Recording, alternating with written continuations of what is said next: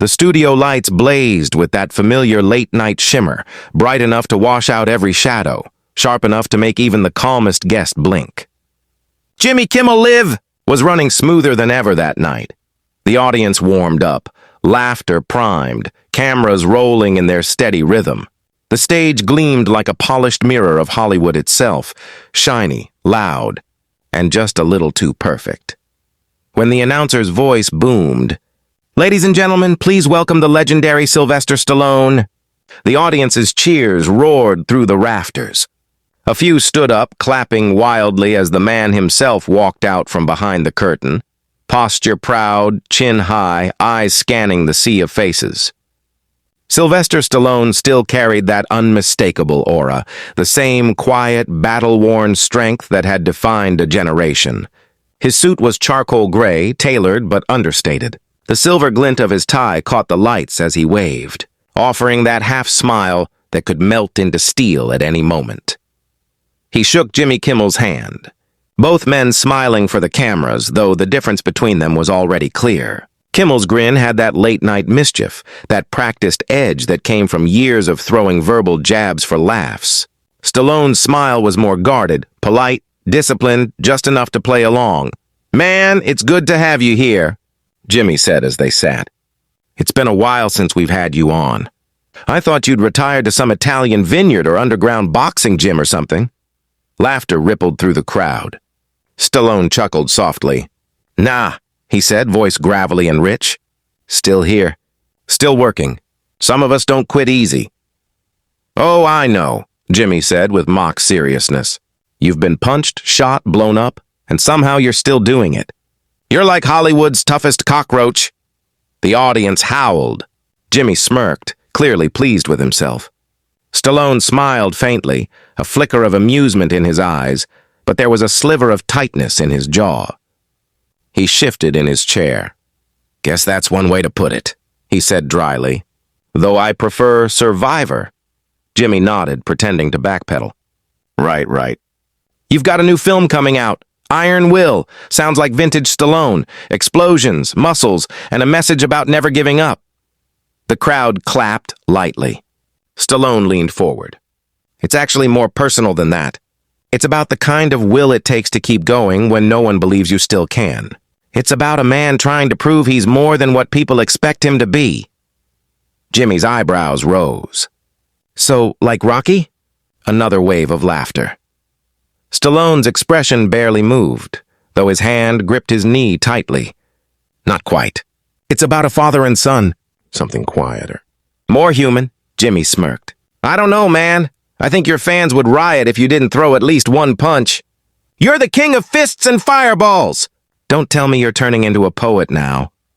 More laughter.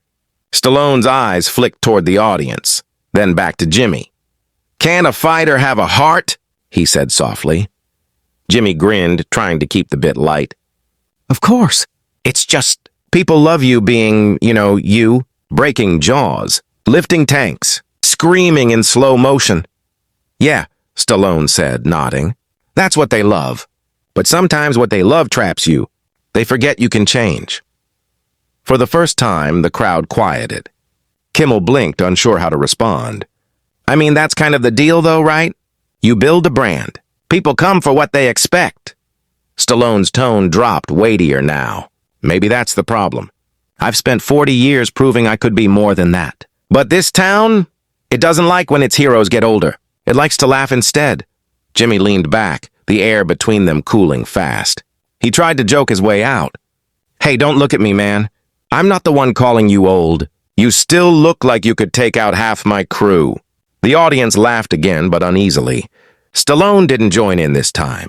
"You say it like it's a compliment," he said quietly. "But underneath it, it's still a punchline."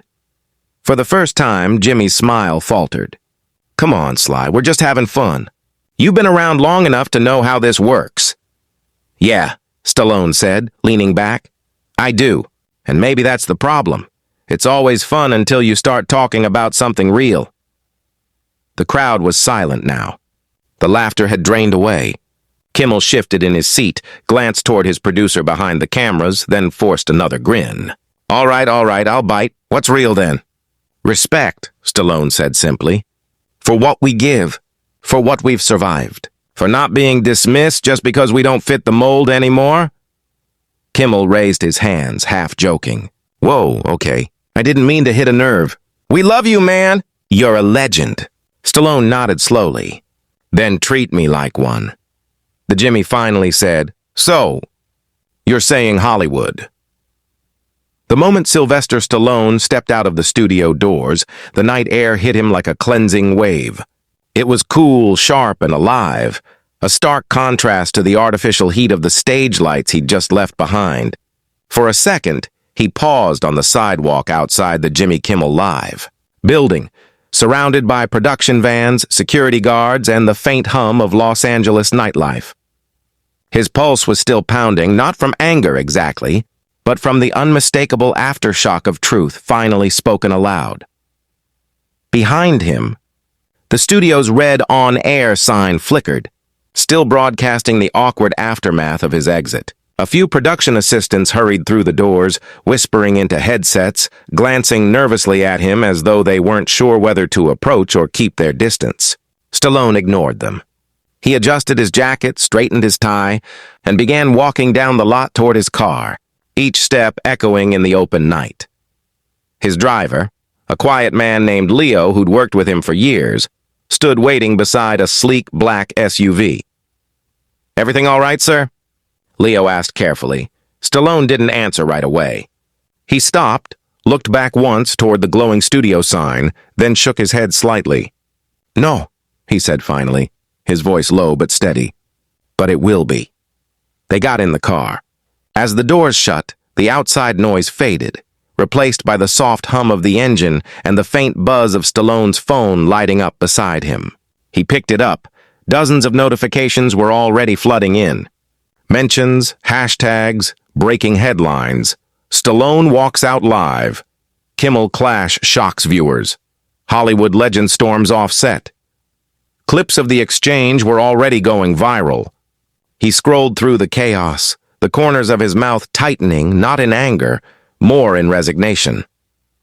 Leo glanced at him in the rearview mirror. Want me to turn off your phone, boss? Stallone exhaled slowly. No. Let it come. The car pulled away from the studio, merging into the river of glowing taillights that flowed through Hollywood Boulevard. Outside, tourists laughed, cameras flashed, neon signs buzzed with color, the dream factory at full tilt. But inside the car, Stallone sat in silence, his reflection flickering in the window like a ghost of his younger self. He could still hear Jimmy's voice in his head, that thin mix of humor and defensiveness. The way it twisted when things stopped being funny. Stallone had seen it before. He'd been in this town long enough to recognize the way people smiled at you while they built cages out of compliments. He'd played along for years, laughed at himself, played the part of the aging action hero who could still take a punch. But somewhere along the line, the joke had stopped being harmless. When they stopped at a light, Leo spoke again. For what it's worth, he said carefully, you said what needed saying. People forget you earned your stripes. Stallone looked up from the phone, meeting Leo's eyes in the mirror. Yeah, he murmured. They forget. But maybe they'll remember now. The car rolled on. The city passed in streaks of color, red, gold, violet, a blur of motion and memory. He thought about the first time he'd walked onto a sound stage back in the 70s, broke but determined. No one believed in him then. He'd written Rocky on scraps of paper, fighting to convince producers he could play the role himself. They'd laughed, said he didn't look right, said audiences wouldn't care, but he hadn't listened then, and he wasn't about to start listening now. By the time the SUV turned into his driveway, reporters had already started to gather outside the gate. The camera flashes cut through the dark like strobe lights. Leo sighed. You want me to drive around?